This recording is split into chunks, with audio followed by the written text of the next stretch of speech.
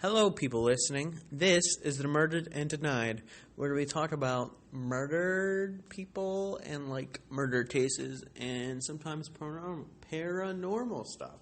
I cannot speak today.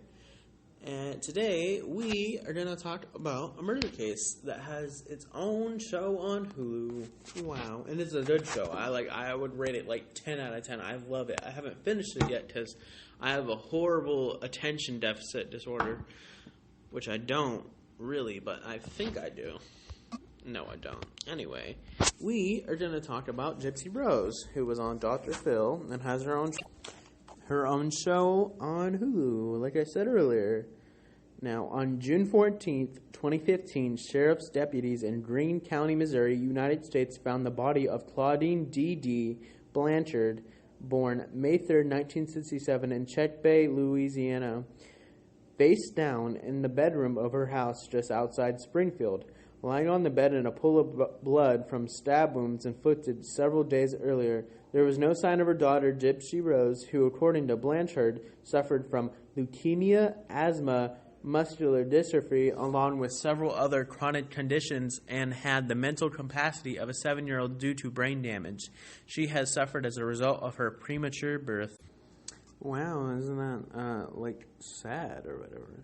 After reading troubling Facebook posts earlier in the evening, concerned neighbors notified the police, reporting that Dee Dee might have fallen victim to foul play and that Gypsy Rose, whose wheelchair and medications were still in the house, might have been abducted. The following day, police found Gypsy Rose in Wisconsin, where she had traveled with her boyfriend, Nicholas Godjon, whom she had met online, when investigators announced that she was actually an adult and was not suffering from any of the physical and mental health issues with her mother claimed she had. Public outrage over the possible abduction of a severely disabled girl gave way to shock and some sympathy for Gypsy Rose. Further investigations found that some of the doctors had examined Gypsy Rose had found no evidence of the claimed disorders. One physician suspected that Dee Dee suffered from Munchausen syndrome by proxy, a mental disorder which causes apparent or... And my recording messed up, so I have to go back. Lovely, just lovely. I'm so happy right now. I'm so happy. A mental disorder which causes a parent or other caretaker to exaggerate, fabricate, or induce illness on a person under their care in order to obtain sympathy or attention. Dee Dee had slightly changed her name after her family, who had suspected she had poisoned her stepmother, confronted her about how she treated Gypsy Rose.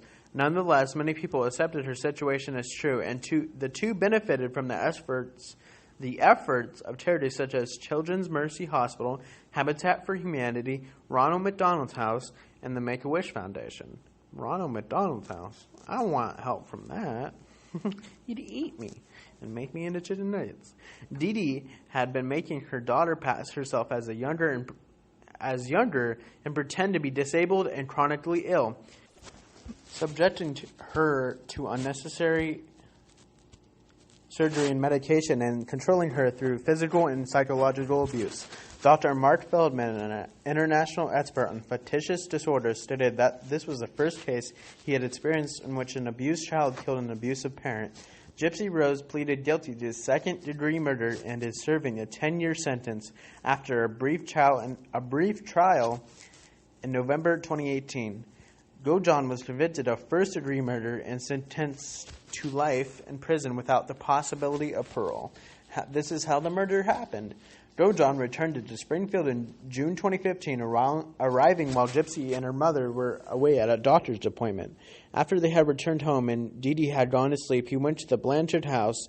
Gypsy allowed him in and allegedly gave him duct tape, gloves, and a knife, the understanding that he would use it to murder Dee Dee. Gypsy hid in the bathroom and covered her ear so she would not have to hear her mother's screams. Dee Dee called out to Gypsy several times, but Gypsy did not respond. The two then had SES in Gypsy's room and took $4,000 in cash that Dee Dee had been keeping in the house, mostly from her ex-husband's child support checks. They fled to a motel outside Springfield, where they stayed for a few days while planning their next move. During that time, they were seen on security cameras at several local stores. Gypsy said at that point she believed the two had managed to get away with their crime. They mailed the murder weapon back to Joe John's house in Wisconsin to avoid being caught with it, then took a bus there. Several witnesses said that they saw the pair on their way to the Greyhound station and noted that Gypsy wore a blonde wig and walked unassisted. Now, this is one sad and effed up story. Anyway, the Gypsy has her own show, like I said, and got on Dr. Phil, and Dr. Phil talked to her in his always monotone voice, and it's a really sad case of child abuse. So basically, the summary is that the mother pretended like her daughter was sick, and the only thing that was wrong with the daughter is that sometimes she has a lazy eye. And she did not have leukemia and muscular dystrophy. She could walk just fine, and she was smarter than what they said that she was. Now, this is a sad story. You should watch the show. I recommend it. It's really good. And this has been The Murdered and Denied, and I hope you were creeped out and have a good day.